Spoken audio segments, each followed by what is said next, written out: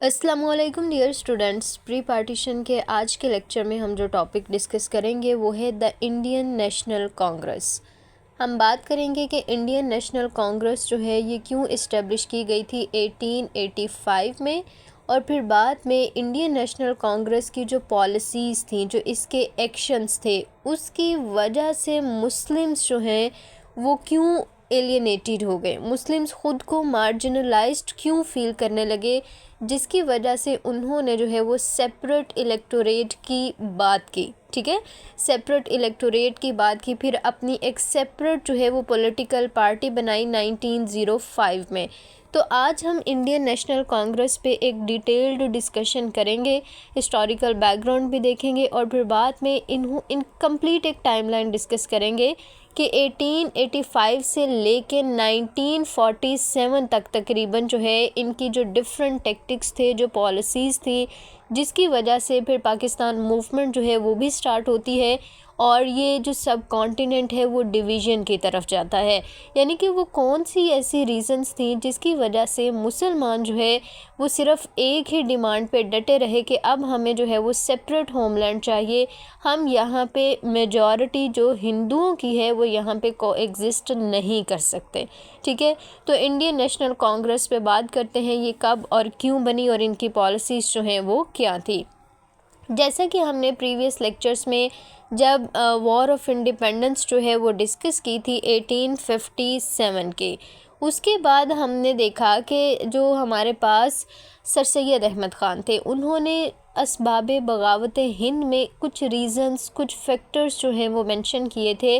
और प्रीवियस हमारा जो लेक्चर था जिसमें हमने लेजिस्लेटिव काउंसिल्स के बारे में डिस्कशन की थी, वहाँ पे भी ये एक पॉइंट जो है वो हाईलाइट किया गया था कि सब कॉन्टिनेंट के जो लोग हैं, यानी कि जो इंडियंस हैं, उन्होंने ये रिवॉल्ट जो स्टार्ट किया है उसकी बेसिक रीज़न ये है कि यहाँ पे रूलर्स और जो रूल्ड वन थे उनके दरमियान कोई ऐसा प्लेटफॉर्म नहीं था जिसके थ्रू ये रूल्ड जो है, यानी कि राया जो है, अवाम जो है वो अपने रूलर्स तक, ठीक है, अपनी डिमांड, अपने जो उनके इश्यूज़ हैं वो पहुंचा सकती। इसीलिए फिर जो है सब कॉन्टिनेंट पे 1857 में वॉर ऑफ इंडिपेंडेंस के बाद जो ब्रिटिश इंडिया बना था, ब्रिटिशर्स ने फिर लेजिस्लेटिव काउंसिल्स में जो है वो इंडियन को इन्वॉल्व किया था, ताकि एक परसेप्शन दिया जाए कि लॉ मेकिंग के काम में जो है हम उनको इन्वॉल्व कर रहे हैं, इंडियंस की पार्टिसिपेशन जो है उसको इंश्योर किया जा रहा है। उसके अलावा सर सैयद अहमद ख़ान ने भी यही पॉइंट उठाया था कि यहाँ पे ये रिवॉल्ट जो किया गया है उसकी बेसिक रीज़न यही थी कि आवाम के पास कोई और ऐसा प्लेटफॉर्म नहीं था जिसके थ्रू आवाम जो है वो अपने ऑब्जेक्शंस आपके सामने रख सकते। तो ये ब्रिटिशर्स को उन्होंने चीज़ रियलाइज़ करवाई थी। फिर उसके बाद क्या हुआ कि 1885 में एक यहाँ पे रिटायर्ड सिविल सर्वेंट थे, ठीक है, ये याद रखिएगा, वो पूछते भी हैं। ये एक रिटायर्ड सिविल सर्वेंट थे, A.O. ह्यूम। इन्होंने जो है इंडियन नेशनल कांग्रेस जो थी उसकी बुनियाद रखी, एलन ऑक्टेवियन ह्यूम, 1885 में। इनका प्रोफेशन भी पूछा जाता है तो ये एक रिटायर्ड सिविल सर्वेंट थे। उन्होंने फिर जो है 1885 में इंडियन नेशनल कांग्रेस की बुनियाद रखी। ये फर्स्ट ऐसा पॉलिटिकल प्लेटफॉर्म था जो कि इंडियंस के लिए बनाया गया था। ठीक है, इसमें ये सिर्फ हिंदुओं का, मुसलमानों का या फिर किसी एक ग्रुप का नहीं था, ये सारे इंडियंस का था जो इंडिया में रहते थे, जो इस सब कॉन्टिनेंट का हिस्सा थे। लेकिन हम आगे जाके देखते हैं कि यहाँ पे एलीट हिंदू, उनकी ही डोमिनेशन थी। अब यहाँ पे वर्ड यूज़ किया जाता है एलीट हिंदू। अब हमें पता है कि जो हिंदूज़ थे उनमें जो डिफरेंट जो है ना वो कास्ट सिस्टम था। कुछ जो है हमारे पास ऊंची ज़ातें समझी जाती थी, वहाँ पे कुछ नीची ज़ातें होती थी जिनको ज़्यादा इम्पोर्टेंस जो है वो नहीं दी जाती थी। तो इंडियन नेशनल कांग्रेस में भी ज़्यादा जो होल्ड था वो हिंदुओं का था, और हिंदू भी कौन से, जो उचली ज़ात से, ऊंची ज़ात से जो है वो ताल्लुक़ रखते थे। मुस्लिम्स को भी प्रॉपर यहाँ पे रिप्रेजेंटेशन नहीं दी गई थी और बाकी भी जो दूसरे ग्रुप्स हैं उनको भी यहाँ पे प्रॉपर पॉलिटिकल रिप्रेजेंटेशन जो है वो नहीं दी गई थी। उसके बाद इनकी जो डिफरेंट पॉलिसीज़ थी उन्होंने भी ये परसेप्शन दिया कि इंडियन नेशनल कांग्रेस जो है वो बेसिकली किन के राइट्स को रिप्रेजेंट कर रही है, किन के डिमांड्स को रिप्रेजेंट कर रही है, तो वो हिंदुओं को रिप्रेजेंट कर रही है। अब हम देखेंगे भी कहाँ कहाँ पे ऐसे फैक्टर्स आए जिससे मुसलमानों को ये तासुर मिला और फिर मुसलमान जो हैं वो एक सेपरेट पॉलिटिकल पार्टी की तरफ गए। हिस्टोरिकल बैकग्राउंड और इंट्रोडक्शन मैंने आपके सामने मेंशन कर दिया है कि क्यों इंडियन नेशनल कांग्रेस जो को है वो डेवलप किया गया, क्यों इस्टेब्लिश किया। इसकी इस्टेब्लिशमेंट होती है दिसंबर 28, 1885 में। और किसने इसको इस्टेब्लिश किया? एक retired British civil servant Allan Octavian Hume जो थे उन्होंने इस्टेब्लिश किया। ये बहुत इंपॉर्टेंट MCQs है, पूछा जाता है इंडियन नेशनल कांग्रेस किसने इस्टेब्लिश की, उनका प्रोफेशन क्या था और कब इस्टेब्लिश की गई। तो ये तीनों चीज़ें जो हैं आपने MCQs के पर्सपेक्टिव से अच्छे से याद रखनी है। अब हम बात करते हैं कि क्या फैक्टर्स थे जिनसे मुसलमानों को ऐसा लगा कि ये जो इंडियन नेशनल कांग्रेस जो कि पूरे इंडियंस के लिए एक पॉलिटिकल प्लेटफॉर्म बनाया गया था उनको इकट्ठा करने के लिए, ताकि जो लोग हैं उनकी जो डिमांड्स हैं वो इसी प्लेटफॉर्म के थ्रू अपनी गवर्नमेंट के सामने रखें, यानी कि ब्रिटिशर्स के सामने रखें। अब होता ये है, सबसे पहले हमारे पास आता है point Muslim apprehensions and Congress Hindu dominance, कि मुसलमानों की एप्रीहेंशन थी कि कांग्रेस जो है वो हिंदुओं की डोमिनेटेड है। वहाँ पे डोमिनेंस किसकी है? ज़्यादा हिंदुओं की है। मेन जो हमें उनको जो ओहदे थे, जो रिस्पॉन्सिबिलिटीज़ थी वो किसके पास थी? वो हिंदुओं के पास थी।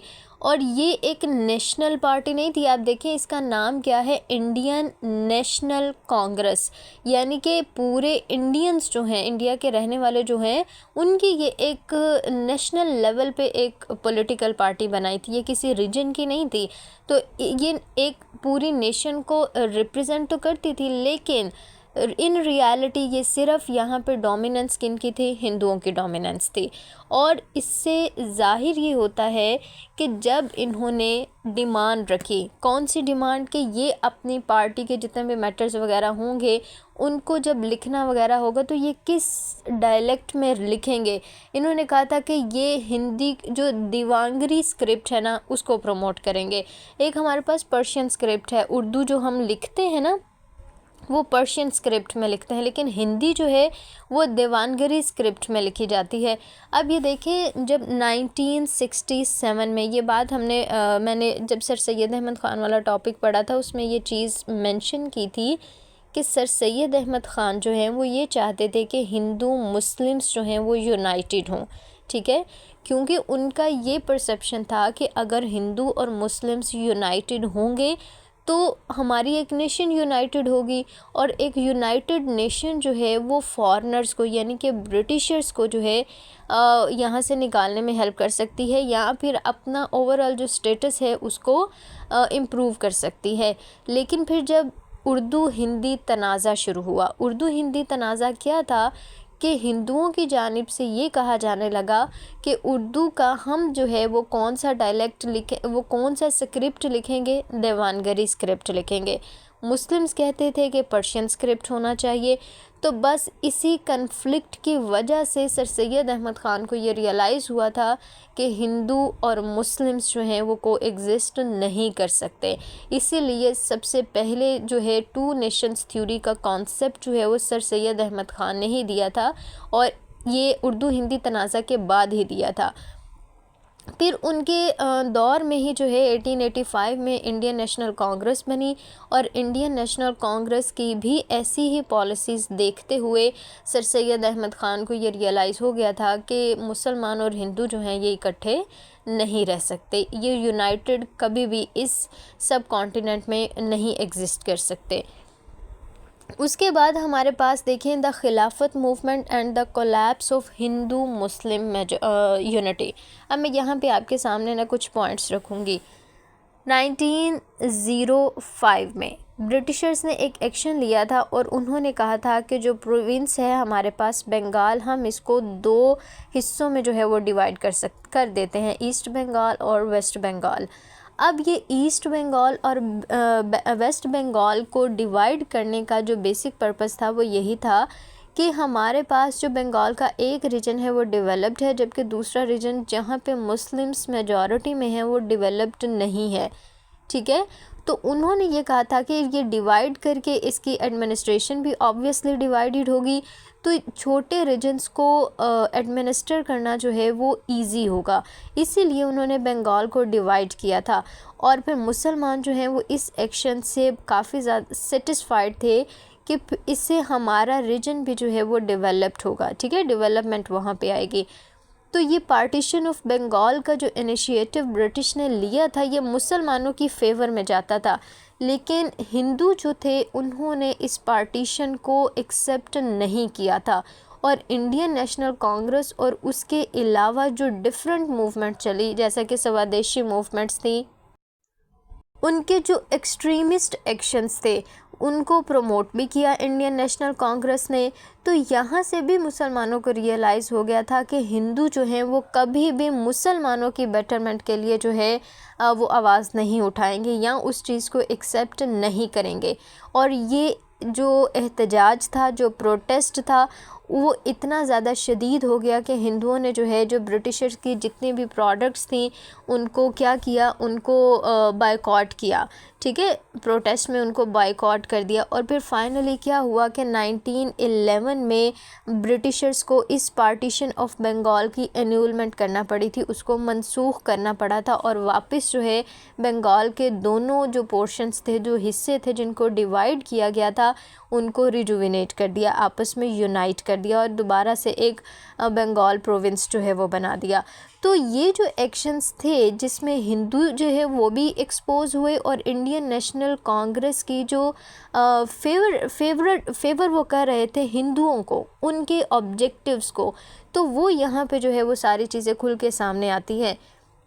उसके बाद हमारे पास जो है जब 1906 में फिर मुसलमानों ने क्या किया कि अपनी एक सेपरेट पॉलिटिकल पार्टी बनाने की जो है तैयारी की और उन्होंने बनाई भी दिसंबर 1906 में मुस्लिम लीग पॉलिटिकल पार्टी, और अपने डिफरेंट ऑब्जेक्टिव्स जो है वो लेके लॉर्ड मिंटो के पास गए। अब 1906 में जो मुस्लिम लीग एक सेपरेट पॉलिटिकल पार्टी बन गई मुसलमानों की, लेकिन जो कांग्रेस थी वो इसको एक्सेप्ट नहीं कर रही थी, जो हिंदू थे वो इसको एक पॉलिटिकल पार्टी के तौर पे एक्सेप्ट नहीं कर रहे थे। फिर क्या हुआ कि 1916 में जो है एक यहाँ पे पैक्ट साइन किया गया था, लखनऊ पैक्ट, और ये भी किसकी कंट्रीब्यूशन से हुआ था कि जो कायदे आज़म थे। अब कायदे आज़म जो थे ना, वो उन्होंने जब पॉलिटिक्स में हिस्सा लिया, अपनी पॉलिटिक्स में अपना करियर स्टार्ट किया, तो उन्होंने इंडियन नेशनल कांग्रेस को ही ज्वाइन किया था। लेकिन फिर बाद में वो क्या किया, उन्होंने 1913 में मुस्लिम लीग को भी ज्वाइन कर लिया। कांग्रेस की भी मेंबरशिप उनके पास थी और 1913 में उन्होंने मुस्लिम लीग को भी ज्वाइन कर लिया। और वो भी जो है, जैसे सर सैयद अहमद ख़ान शुरू में यही चाहते थे ना, हिंदू मुस्लिम यूनाइटेड हो, कायदे आज़म भी ऐसा ही चाहते थे कि हिंदू और मुस्लिम्स जो हैं इनको आपस में यूनाइटेड रहना चाहिए। और यही एक एफ़र्ट जो है उन्होंने की थी। और 1916 में दोनों पॉलिटिकल पार्टीज़ जो हैं उनको लखनऊ में एक पैक्ट साइन किया था जिसको लखनऊ पैक्ट कहा जाता है। और for the very first time जो कांग्रेस और उसके लीडर्स थे उन्होंने मुस्लिम लीग को एक पॉलिटिकल पार्टी के तौर पे एक्सेप्ट किया था। ठीक है, और फिर इसी हिंदू मुस्लिम यूनिटी के थ्रू जो है फिर बाद में एक यहाँ पे मूवमेंट चलाई गई थी, खिलाफत मूवमेंट। ये सारी जो मैंने बैकग्राउंड अभी आपको बताया है वो सिर्फ ये खिलाफत मूवमेंट समझाने के लिए बताया है कि हिंदू मुस्लिम जो यूनाइटेड हुए थे 1916 में, उसका बेसिक पर्पस था कि यहाँ पे ब्रिटिशर्स के अगेंस्ट जो है वो एक यूनाइटेड फॉर्म में मूवमेंट चलाई जाए। फिर उसी दौर में जो 1914 से लेके 1918 तक जो है ये क्या थी, फ़र्स्ट वर्ल्ड वॉर थी। और उस फर्स्ट वर्ल्ड वॉर में जो हमारे पास ऑटोमन एम्पायर थी 1914 और 1918 में जो वर्ल्ड वॉर वन चल रही थी, वहाँ पे फिर जो है एक प्रपोज़ल दिया गया था वर्ल्ड वॉर वन में ही, जिसका हिस्सा थी ब्रिटेन।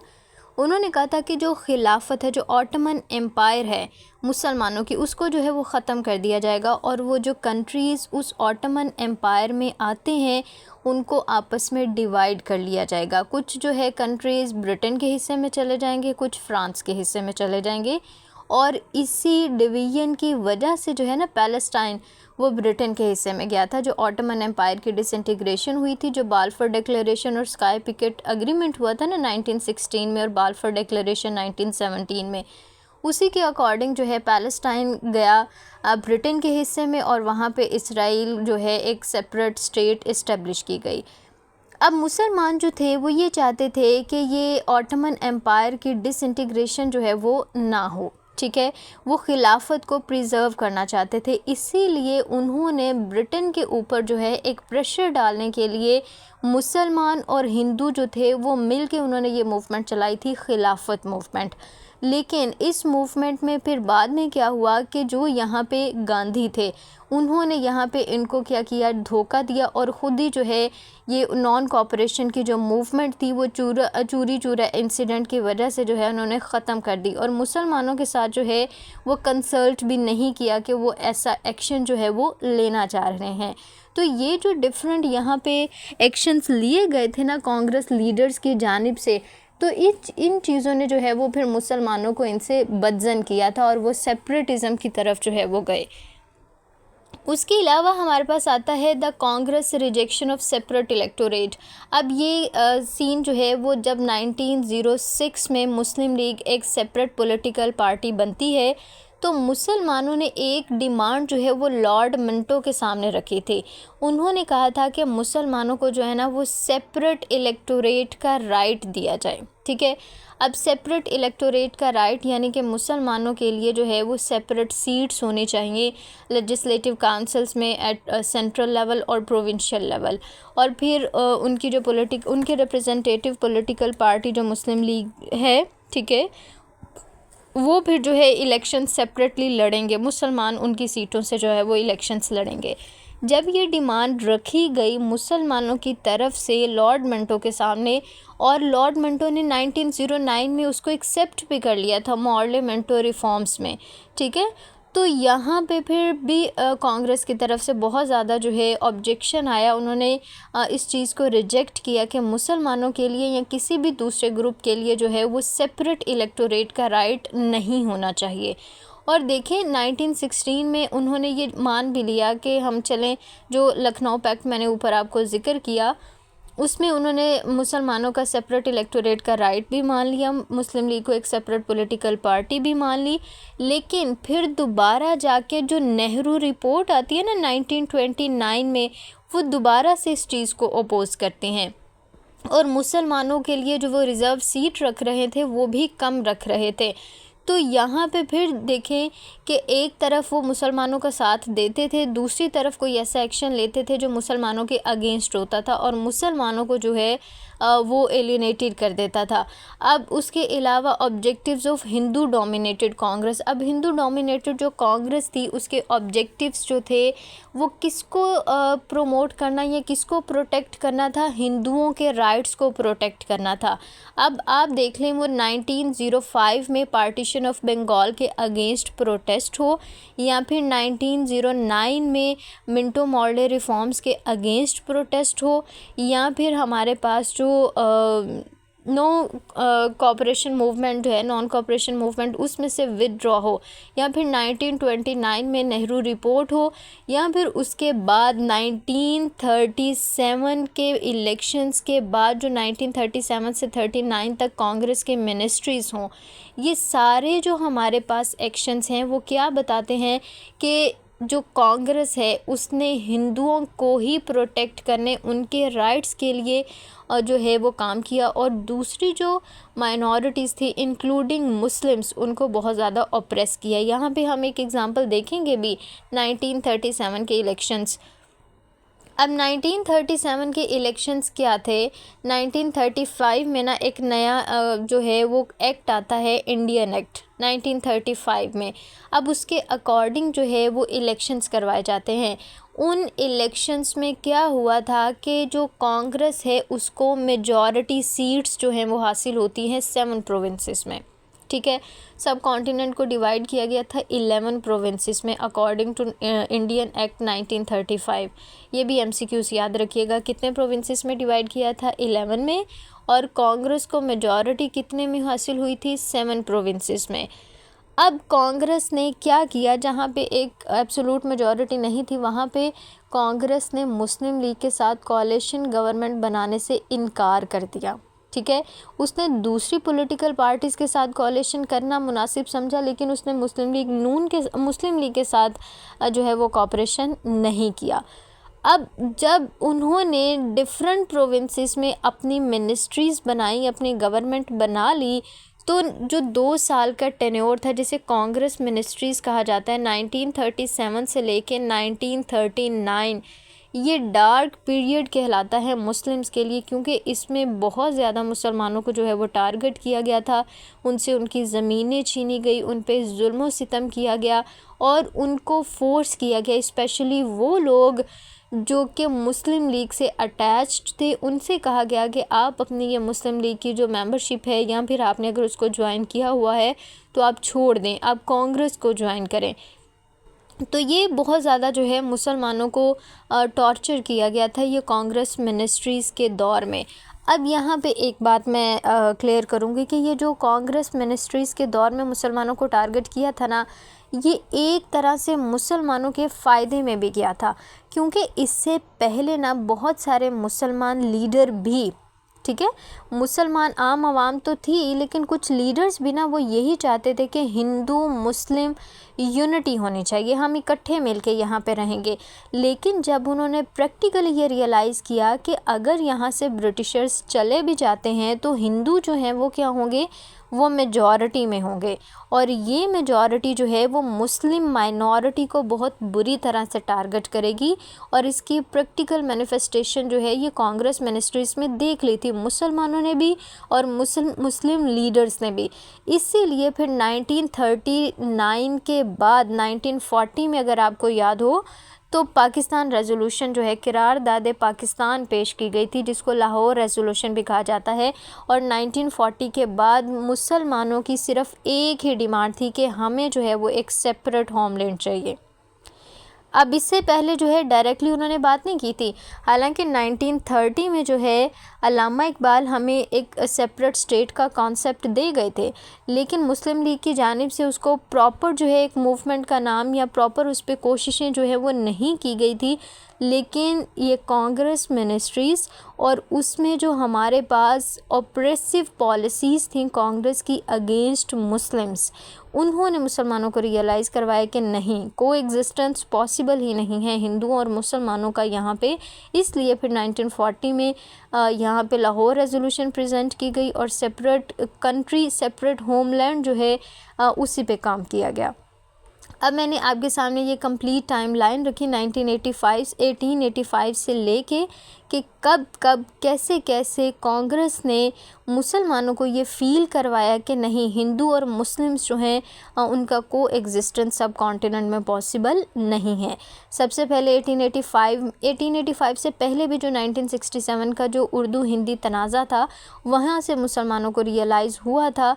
लेकिन फिर बाद में भी मुस्लिम लीडर्स की तरफ से कोशिशें की गई कि हिंदू मुस्लिम जो यूनिटी है उसको इंश्योर किया जाए, कायदे आज़म की तरफ से की गई, लेकिन ये पॉसिबल नहीं हुआ। तो ये हमारे पास जो है एक हमने पिक्चर देखी इंडियन नेशनल कांग्रेस की। बाकी हम डिफरेंट टॉपिक्स को सेपरेटली डिस्कस करेंगे। पार्टीशन ऑफ बंगाल पे भी बात करेंगे, मुस्लिम लीग के इस्टेब्लिशमेंट पे भी बात करेंगे, मिंटो मॉर्ले रिफॉर्म्स पे, फिर लखनऊ पैक्ट पे, इन सब पे जो है वो डिटेल्ड सेपरेट लेक्चर्स होंगे।